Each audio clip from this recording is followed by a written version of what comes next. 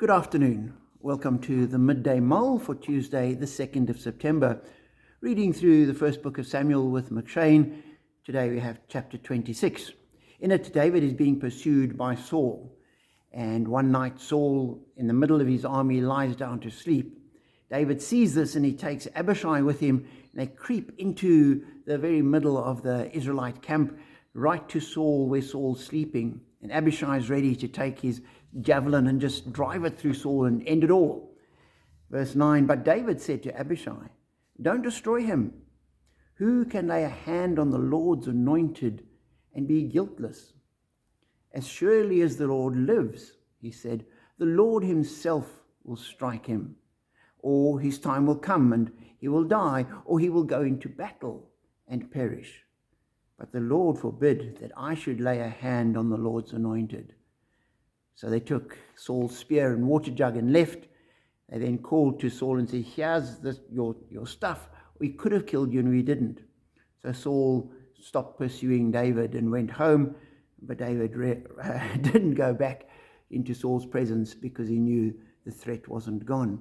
And as I read that, I thought there's this notion that David has this opportunity to act in a way which will achieve God's purposes. Because God had said he would be king. He knew this. He'd been anointed by Samuel years before. And he was just waiting for the opportunity. And yet to say, as surely as the Lord lives, the Lord himself will strike him down. Saying, I'm not going to do anything to hasten the day. I'll let God manage things himself, in his way, in his time. And it's not as though the next day Saul died and David sort of went off and became king. It was another couple of years that David still had to wait patiently for God and God's timing and for God to act. I thought, what an example to us.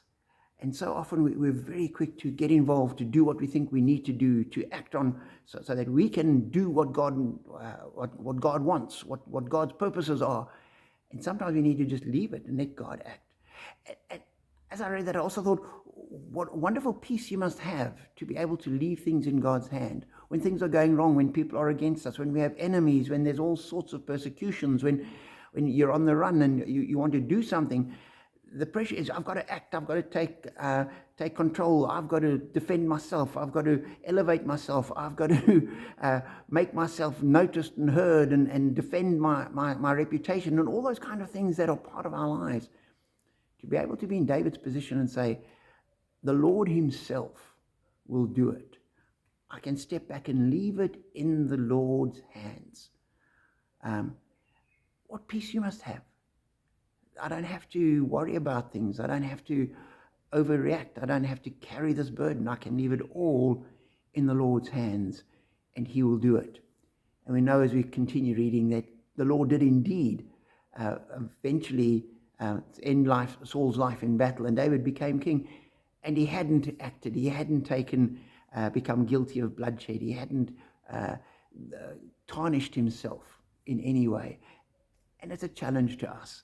Let us also walk in ways which are good and right, and be prepared to leave things in God's hands, that God will act in God's time to do his purpose for us and through us. So take comfort from that thought and know that we are blessed.